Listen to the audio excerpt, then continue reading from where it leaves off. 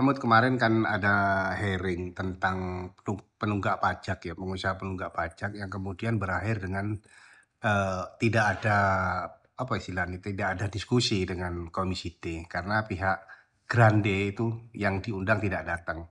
Gimana Kak Mahmud, sebenarnya apa yang terjadi? Ya, memang kami mendengar info ada beberapa pengembang yang menunggak pajak bumi bangunan. Ya, maka kami undang salah satunya itu.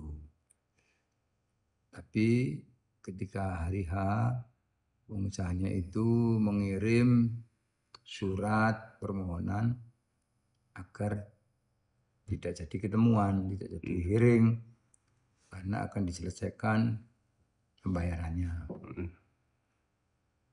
Sebenarnya bukan itu penyelesaiannya. Ya. Tapi kami tanya ke Bapenda, sampai sekarang ini belum dibayar, ya. Cuma tidak minta hearing aja.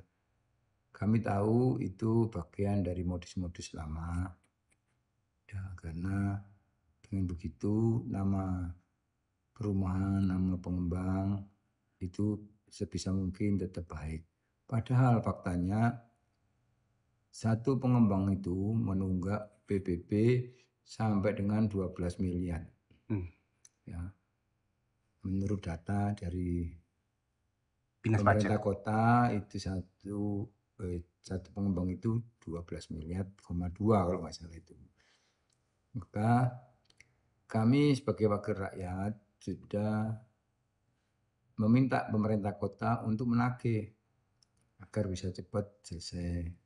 Karena PBB itu bagian dari pendapatan asli daerah, yaitu pendapatan yang dipakai langsung untuk pembangunan kota Surabaya. Sementara kami juga mendapat masukan bahwa pemerintah kota itu terus ngobrak-ngobrak warga. Yang terutama penunggak ya. Masyarakat diobrak-obrak agar membayar PBB di balai RW, bayar PBB di mana-mana supaya bayar. Kalau enggak nanti didenda, di ini, di itu.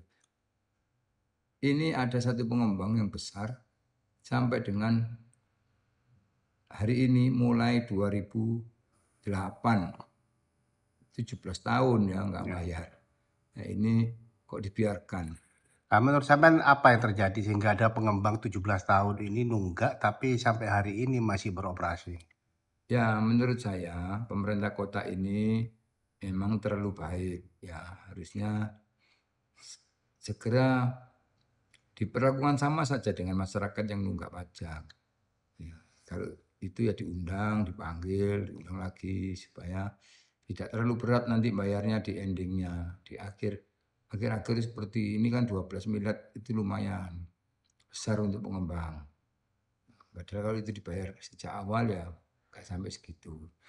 Nah, Dalam suratnya apa isinya? dalam Apakah suratnya itu pelunasan semua atau hanya nggak minta untuk tidak dihiringkan, tetapi mereka akan membayar gitu. hmm, Dan suatu saat akan hadir di Komisi B. Gitu. Ya nggak apa-apa, tetapi segera dibayar.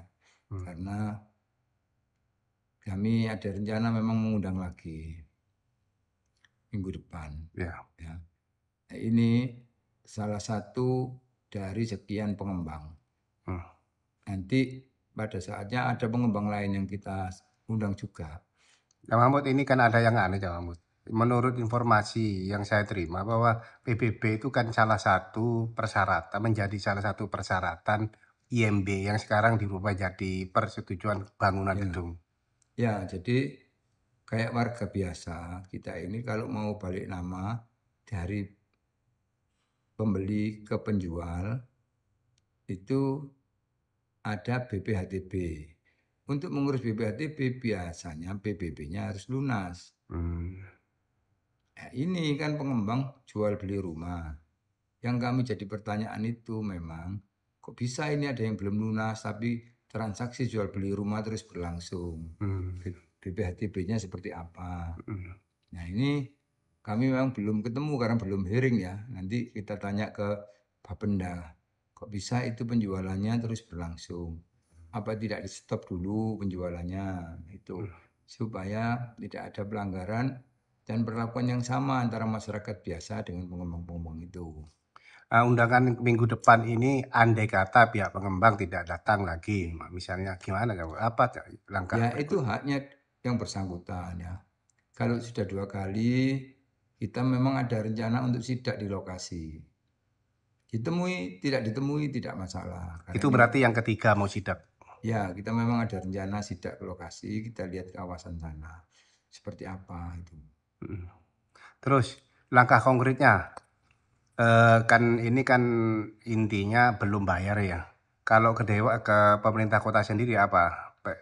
Jadi kami sudah sampaikan pemerintah kota agar bertindak tegas. Jangan terlalu lemah lembut kepada pengembang-pengembang seperti ini ya.